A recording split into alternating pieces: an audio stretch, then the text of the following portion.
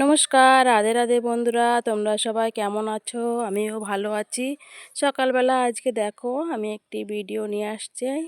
সকালবেলার ভিডিওটা আজকে অনেক দিন ধরে তোমাদের সঙ্গে আমার সকালবেলার কাজগুলো তোমাদের সঙ্গে শেয়ার করা হয় না, যেহেতু আজকে দেখো আমি ঘরগুলো আজকে শনিবার আছে আর অতীত ছিল, তাই আজকে আমি ঘরের যত জিনিস আছে সব পরিষ্কার করা হবে। ঘর যত ঝাড়ু পোছা করা, জামা কাপড় কাচা, দেখো কত জামা কাপড়ও কাচতে হবে। আজকে দেখতে থাকো বন্ধুরা, ভিডিওটা খুবই ভালো লাগবে। যদি তোমাদের ভিডিওটা ভালো লাগে বন্ধুরা, আমাকে একটি লাইক দিয়ে আমার ভিডিওটা দেখবে। আজকে কারেন্ট নেই, যেহেতু অন্ধকার, তাহলে একটি চার্জের লাইট ছিল, সেটা দিয়েই আমি ভিডিওটা করছি বন্ধুরা। দেখো সকালবেলা ঝাড়ু পোছা, আজকে শনিবার দিন করেই আমি প্রত্যেক দিন ঝাড়ু পোছা করি। আজও আমি সেই শনিবার ঝাড়ু পোছা করে নিচ্ছি। যার যেহেতু অতিথি ছিল ঘরে, মেয়ে জামাই আসছিল, তার দুই দেওর আসছিল, অনেক অতিথিরা ছিল, তাই আমি সকালবেলায় আজকে এই ঝাড়ু পোছাটা শুরু করে দিয়েছি। ঝাড়ু পোছা করে জামা কাপড় যত ছিল সব বের করে নিয়েছি। নেওয়ার পরে এখন দেখো আমি রান্নাঘরে চলে আসছি, কেন কি যেহেতু সকালবেলা আমার বর আর আমার স্বামী দুজনেই দোকানে চলে যাবে। হ্যাঁ, তাই জন্য আমি আমার বরকে এবার দুধ বানিয়ে টানিয়ে দিতে হয়। একটু ইন্স্যুরেন্স, কেন কি ওনার তো সুগার পেশেন্ট, তাই জন্য ওই জলদি জলদি করে আমি দেখো একটু পরিষ্কার করে নিয়ে, হ্যাঁ, কীভাবে পরিষ্কার করি সকালবেলা দেখো বন্ধুরা, আমি কিভাবে আমার শরীর অসুস্থ শরীর, কিন্তু তাও আমি ঘরের কাজ কাম আমার কিভাবে গুছিয়ে গাছিয়ে ছোট্ট সংসারের, দেখো আমি একা হাতেই করতে হয়। হ্যাঁ, আমি সবসময় দেখো ওই যে উপরে ওই সব ক্লিন করে নিই, পরিষ্কার করি, কেন কি এখানে ইঁদুরও থাকে না, সব পরিষ্কার আমার একার হাতেই। একটা এত বড় ঘর পরিষ্কার করা সব আমি নিজেই করে নিই বন্ধুরা। ওই যে স্ট্যান্ডগুলো সব পরিষ্কার করে নিই বন্ধুরা। দেখো মেয়ে মানুষরা কোনো দিন কাজ মায়ের পেট থেকে শিখে আসে না। শ্বশুর বাড়ি এসে যদি কাজ না জানে না, তাহলে কত বেশি কথাই শুনতে হয় জানো। হ্যাঁ, আমিও ওরকম কাজ করতে পারতাম না, জানতাম না। দেখো আমিও সেই অনেক বেশি কথা শুনতে হতো। হ্যাঁ, ওই মোছার জন্য আমি ওই কি দেখো আমি ইসের সঙ্গে রেখে দিলাম, ওইটা একটু হাতটা মোছা যাবে আর ফ্রিজটা নোংরা হবে না, তাই জন্য একটা বেঁধে দিয়েছি। শ্বশুর বাড়িতে এসে অনেক প্রচুর বেশি কথাও শুনেছি, কেন কি কাজ করতে পারতাম না, জানতাম না কোন কাজের পরে কোন কাজটা করতে হবে। হ্যাঁ, কি কাজ করতে হবে, অল্প বয়সে, অনেক কম বয়সে আমার বিয়ে হয়েছে বন্ধুরা। তা কাজ কাম কিছুই জানতাম না, কি করে কি করতে হবে, অনেক বেশি কথা শুনেছি। কিন্তু আমার শ্বশুরমশাই আমাকে খুব খুব সাপোর্ট করেছে। আমার শ্বশুরমশাই আমাকে বলে দিত হাতে ধরে নিজের মেয়ের মতো করেই, যে মামা এই কাজের পরে ওই কাজ করবা, শোনা এই কাজ করবা, আমাকে মা বলে সে নিজের সন্তানের মেয়ের মতন করেই আমাকে দেখে সেইভাবে কাজ কাম শিখিয়ে দিয়েছে। আমার শাশুড়িও অনেক আমায় কাজ শিখিয়ে দিত। শাশুড়ি মানুষ হয়তো বেশি কথা বলতো, ভালোর জন্যই বলতো, কখনো খারাপের জন্য তো কেউ বলে না।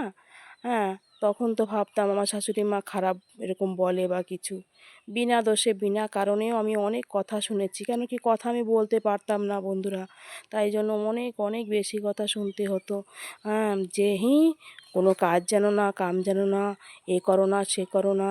হ্যাঁ, কী করো, কিন্তু কাজ করতাম সবসময়। খাওয়ারও টাইম পেতাম না শ্বশুর বাড়িতে জানো বন্ধুরা, যে সকালের খাওয়া আমি খেতে খেতে 2টো বেজে যেত। এই রকম কাজ কামে আর একটু ঢিলাও, তাড়াতাড়ি গুছিয়ে গাছিয়ে করতে জানতাম না, না, তাই জন্যেই একটু বেশি কথা শুনতে হতো।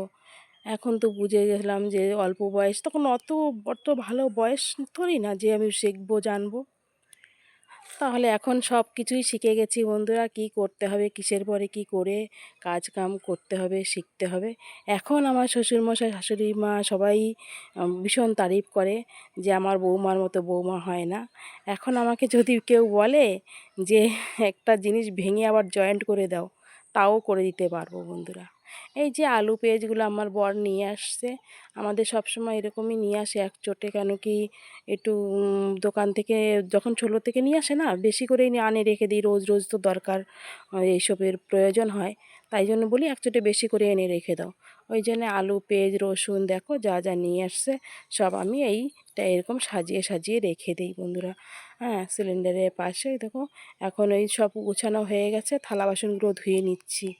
হ্যাঁ, একটু স্পিড করে দিয়েছি কেন কি অনেক লম্বা হয়ে যাবে, অনেক জামা কাপড় ধোয়া, আজকে অনেক কাজ আছে, প্রচুর প্রচুর কাজ। একটা মা, একটা মহিলাদের যে কত কাজ থাকে বন্ধুরা, সত্যি বললে বোঝা যাবে না। তারপরে আবার উপরন্তু ভিডিও করা, একটা ভিডিও করা কত কষ্ট, যে করে সেই জানে। হ্যাঁ, যেই বন্ধুরা আমার ভিডিও দেখে আমি তাদের ভিডিও আমি দেখি, আমাকে যে কমেন্ট করে তার ভিডিওগুলো আমি দেখে দিই। কেন কি তারা যেহেতু আমার ভিডিওগুলো দেখে, আমিও তাদের ভিডিও দেখা অবশ্যই প্রয়োজন, তাই জন্য আমিও তাদের ভিডিও দেখি। বন্ধুরা, যদি আমার ভিডিও তোমরা দেখে থাকো, কেউ লাইক করে আমাকে কমেন্ট করবে, তাহলে আমিও তোমাদের ভিডিওগুলো দেখতে পারবো। দেখো আমি থালা বাসনগুলো সব ধুয়ে ওই দেখো রেকে সব সাজিয়ে সাজিয়ে রেখে দিয়েছি। এইভাবেই আমি কাজকামগুলো গুছিয়ে গাছিয়ে নিই। এই যে এখন দেখো জামা কাপড় কত, প্রচুর জামা কাপড়, এই বড় বালতির 2 বালতি হয়েছে।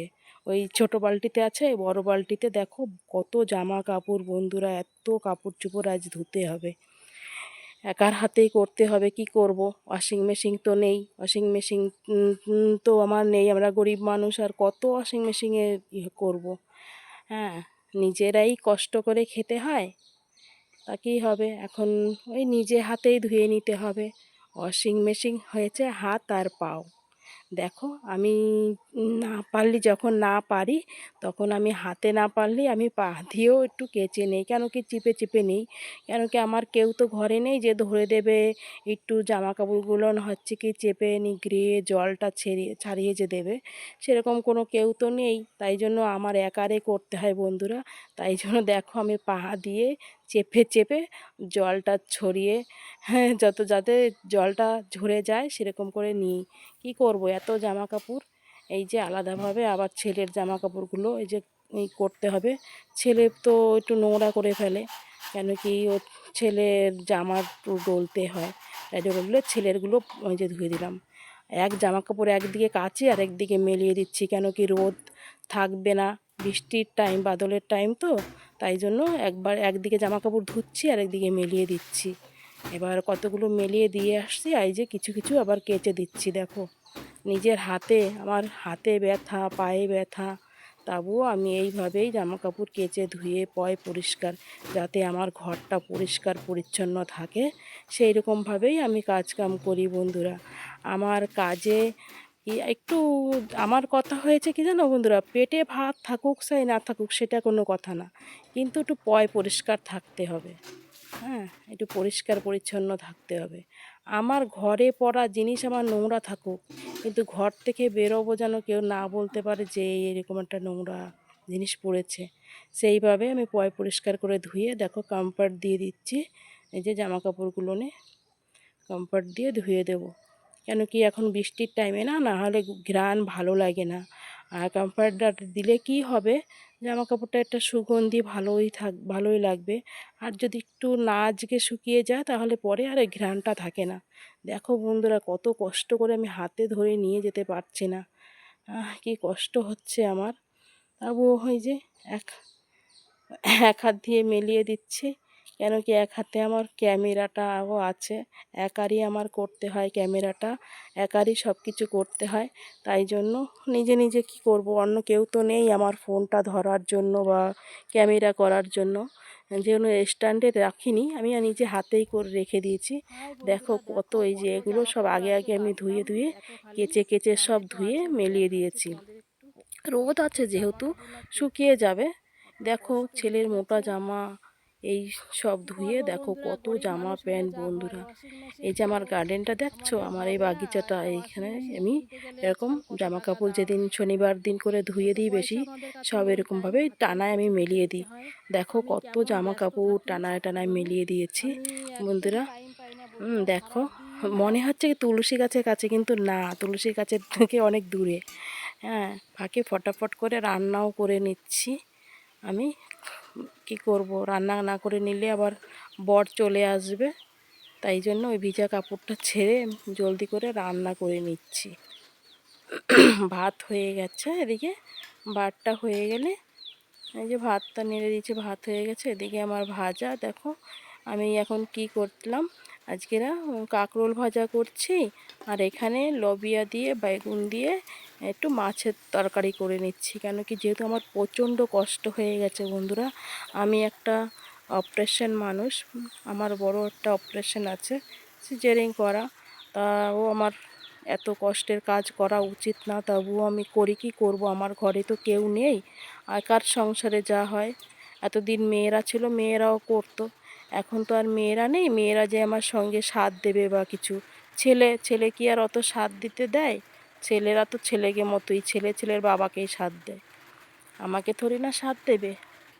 তাই জন্য আমার একারে করতে হয়। এখানে আমি দেখো রান্না, এই যে ফটাফটটা রান্না করে নিলাম বন্ধুরা, দেখো রান্না করে নিয়ে এই যে এই সব তো পরিষ্কার করে, দেখো সব পরিষ্কার করে এই চালগুলো গুছিয়ে গাছিয়ে রেখেছি। হ্যাঁ, এই চালগুলো আমার বর নিয়ে আসছে, সব একটু দেখিয়ে দিলাম। এবার এই যে সব তুলসী গাছের এখানটায় ধুয়ে পরিষ্কার করে নিয়েছি। এখন বাজে হচ্ছে কটা, সাড়ে 9টা, সাড়ে 9টা বাজে। এই ফাঁকে এই যে আমি স্নান করে চলে আসলাম বন্ধুরা, দেখো এখন 10টা বেজে গেছে। আমি জলদি করে পুজোটা সেরে নিচ্ছি। আমার গোপাল সোনাকে স্নান করিয়ে আমি ভোগ দিয়ে গোপাল সোনাকে পুজোটা করে নিচ্ছি। আর গোপু সোনাকে খাবার দিয়ে দিয়েছি, গোপু সোনাকে খেয়ে পুজোটা দিয়ে গপুকে বলছি, গপু তুমি খেলা করো পাপ্পা। বন্ধুরা, ভিডিওটা ভালো লাগলে